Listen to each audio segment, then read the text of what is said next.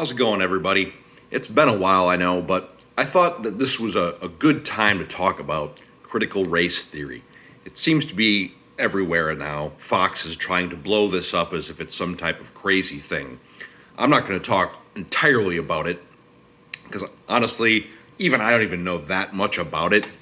But what I wanted to talk about more is this idea that so many right-wing idiots have put out there that, oh, racism doesn't exist anymore.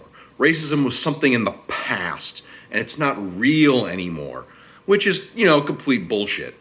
But let's pretend for 1 second that it actually is true. Let's pretend for a second that racism just doesn't exist anymore in America. And let's think about whether or not that helps that much. One of the best analogies I always like to use for unfettered free market capitalism is poker.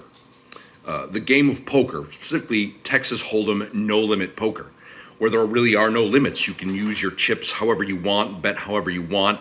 It's a fun game to play if it's just a game and it doesn't, you're losing $10, $20. But even if you get knocked out of it, you're not starving. You're not going to lose your house unless you're really bad at that, really bad at money.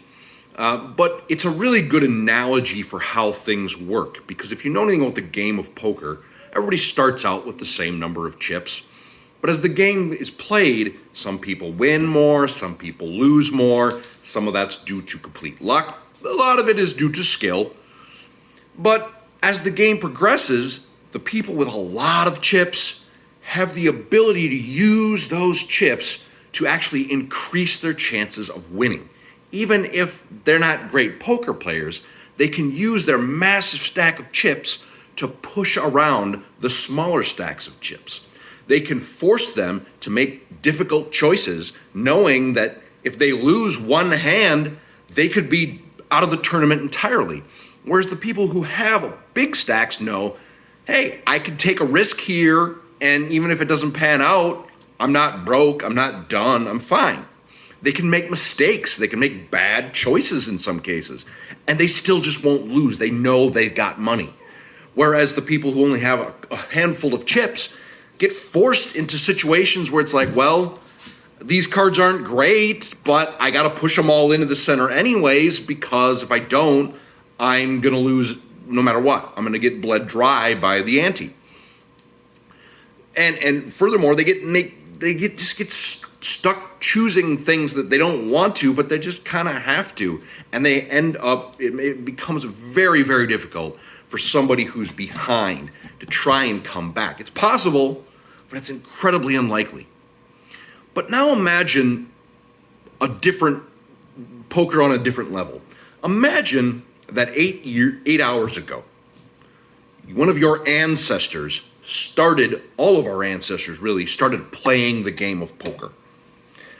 And every hour on the hour, one ancestor stood up and their child took over their seat with whatever chips they had gained at that point. And this kept happening every hour. Obviously, over time, what happens is you have children sitting down at the table with massive chip stacks that they did almost nothing to earn whatsoever. But because they have these massive chip stacks, they're probably going to keep winning. Even if they're not very good at poker, just the fact that they have such huge chip stacks makes it so much easier. They can afford to make mistakes. Whereas if you're one of the people that has almost no chips and you just walked into that, that's not your fault either. But it doesn't matter how good you are at poker if you have no chips or almost nothing left, nothing but a chip in a chair, as they say.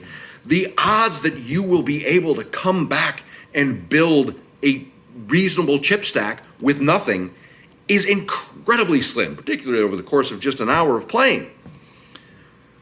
And as a result, over time, what happens is this income inequality problem becomes incredible and so much worse, to the point where you might have great poker players that start out with no chips, and they can't do anything. They can't come back. Conversely, you have bad poker players who may have enormous chip stacks, and even if they lose some, whatever, they're not going to be out. They're never going to go broke, no matter how badly they use them. And it's a similar concept with just money or wealth or property in general. Over time, if you're a kid that's born into a rich family, aka Donald Trump, who's a complete fucking moron, has no idea what he's doing, but yet even though he's a bad businessman, he still manages to make money. Why? Because he started out with $5 million loan from his daddy. You gave me $5 million back in the 1970s and said, go to town. I can pretty much guarantee you I'd be wealthier than Donald Trump is today. That's not even hard. You can just put that in a stock market and boom, you'd be wealthier than Donald Trump's dumbass is today. But, what happens is this problem just keeps getting worse and worse and worse. But wait, there's more. I said we were talking about critical race theory. So let's wind it back even further and think this even worse. Way back 8 hours ago when our ancestors started playing this game of poker, black people weren't allowed to play. In fact, not only were black people not allowed to play the game, they were chips in the game that all of our white ancestors were playing with. That's the level of disgusting this is. And what happened is, after about 6 hours or 7 hours into the game, black people finally got their freedom. And they were allowed to then play the game. But guess what? They didn't have chips. They had nothing but a chip and a chair. And so they were going up into this game against all these white people who had all of this generational wealth that had been basically handed to them, and they had nothing. There was almost no way for them to come back. Even if you seriously are stupid enough to think that racism disappeared, the fact that black people are being forced to enter this game of poker in the 7th hour with no chips of any kind, the idea that they could ever possibly come back from that is ridiculous. I mean, it's not impossible. There's obviously cases of it happening, but your odds of trying to come back with just a chip and a chair against people with mountains and mountains of chips, it's next to impossible if you know anything about the game of poker. And that's what really we're talking about here. Even if you are silly enough to believe that racism is just gone, doesn't exist anymore, and that the reason that black people are allowed to do whatever they want to, and it's their own fault if they don't succeed at this point.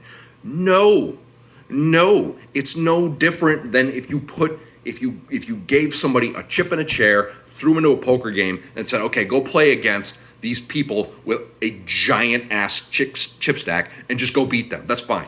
You can't. It doesn't matter how good you are. It doesn't matter how smart you are. It doesn't matter how lucky you are.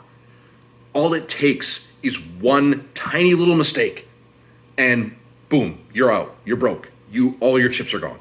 Whereas if you're one of these shitty little rich kids who inherited a fortune from your mommy and daddy, you can make every goddamn mistake in the book, and you're still fine. You will still not be broke. You will still maintain a massive chip stack, and you will still be able to hand that down to the next generation of your shitty rich kid children. So, and I think that that's kind of what gets at the heart of so much of critical race theories. There's more than that. It's more than that. Obviously, racism is not gone, but it's important to understand, even if you're silly enough to think racism actually is gone, it's still not enough. If you are an African American, even someone like me, my parents weren't wealthy. My parents were middle class, rural, whatever. They will almost certainly, when they pass on, leave me and my brother with their house, a house that's worth about $180,000 to $200,000, or will be probably in the next 10 to 20 years. It's not a lot, But we sell that house, we split it two ways. That's 100,000 after taxes, 80, 70, something like that. That's a significant chunk of money that I can then put towards a down payment towards a new house in a fancy part of town with great schools and stuff. That's money that I can put that in a mutual fund and let it grow for my retirement. If you are an African American, there is almost no chance that your parents owned a home of any kind. And even if they did, it was probably in a not very great part of town where it's going to be hard to get any money for it. That it seems like such a simple thing, but that small amount, that chunk of money that you just can get if you're a white person, because almost if you're white in this country, odds that your parents own their own home at minimum is very, very high. If you're African American, it's very, very low. You're starting from scratch. And that's really what we're talking about with I don't want to say critical race theory necessarily, because there's more to it than that, but it's about understanding that just because black people are free now and racism isn't so bad, that doesn't actually mean that suddenly all of their problems are their own problem. The fact that we've had racism for so long, slavery, civil rights are only like 50 years old at this point. That's not really enough when you're starting from so far behind, like almost every black person in the country is compared to their white peers. And so there needs to be more done to rectify that and fix that. And if you don't get that basic reality, then you just don't understand the world that you live in or what African Americans are dealing with on a day-to-day basis. And yes, I realize I'm a white guy, so I don't either, but I clearly know it better than about 70% of white people. So hopefully you might listen to what I'm saying, even if you won't listen to what black people are trying desperately to get you to understand. Thanks.